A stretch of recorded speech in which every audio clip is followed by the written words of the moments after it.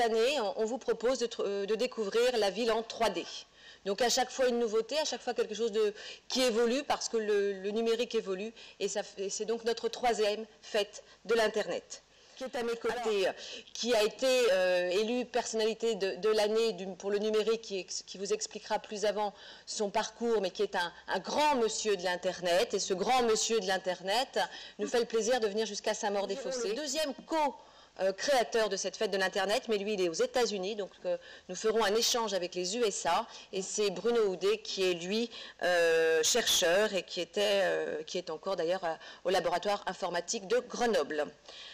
Cette histoire... Alors pour en parler, il y a ceux qui ont fait l'histoire et puis il y a ceux qui font l'histoire de demain. Alors on va parler de la 3D, donc je remercie Reynald Verquin qui est président du Club de l'Arche, ce club qui a fait cette naissance de la fête de l'Internet et puis qui aujourd'hui continue à réfléchir, à travailler.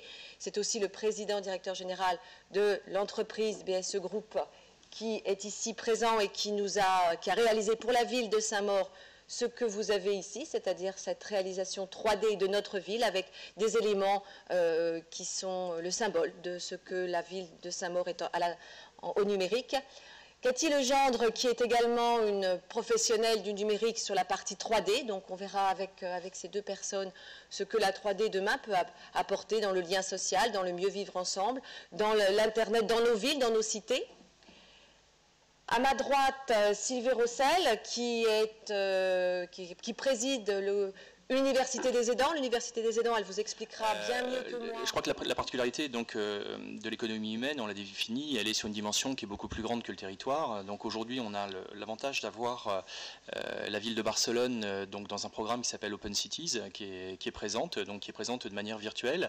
On a, que je salue bien évidemment, on a la ville d'Amsterdam qui est présente également, donc toujours dans ce programme d'Open Cities, qui est un programme en fait qui a pour but de rapprocher les personnes. Donc toujours dans cette notion de lien.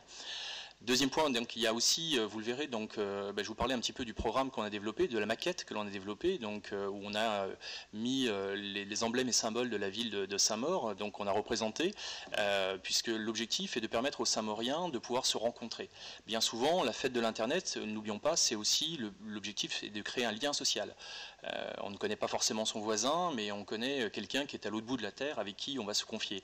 Là, l'intérêt de l'univers 3D, eh bien, c'est aussi de rendre l'accessibilité. Je dirais que Cathy en parlera beaucoup mieux que moi, puisque c'est quelqu'un qui travaille depuis très très longtemps dans justement les univers, l'accessibilité. Donc là, dans l'univers, vous allez retrouver bien évidemment la ville, vous allez retrouver la liste de vos commerçants, vous allez pouvoir retrouver également une rétrospective, puisqu'il faut savoir que cette rencontre qui a lieu aujourd'hui, c'est une rencontre également dans l'histoire.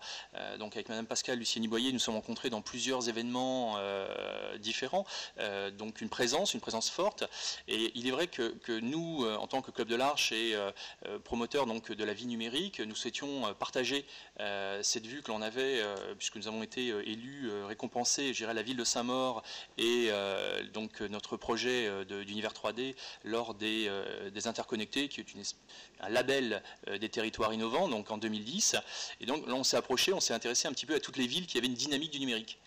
Bien, également, c'est un outil de promotion. On a remercié tout à l'heure les services de la culture. C'est aussi un outil qui nous permet de pouvoir faire découvrir. Donc, on a aujourd'hui un artiste que j'apprécie beaucoup, qui évolue dans le monde des univers virtuels depuis de nombreuses années, donc qui s'intéresse, qui est Patrick Moya. Patrick Moya est un artiste qui accompagne beaucoup les collectivités, et donc qui a développé énormément de visibilité de son domaine. Donc, vous verrez dans l'univers 3D une galerie qui lui est attribuée, donc qui permet de découvrir l'ABCDR, qui permet aussi toujours de montrer que derrière ces images virtuelles, il y a aussi un travail.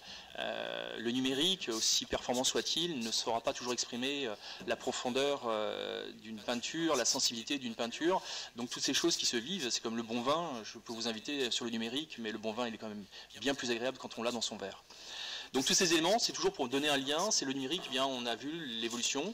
Aujourd'hui, il y a des personnes qui travaillent, qui sont...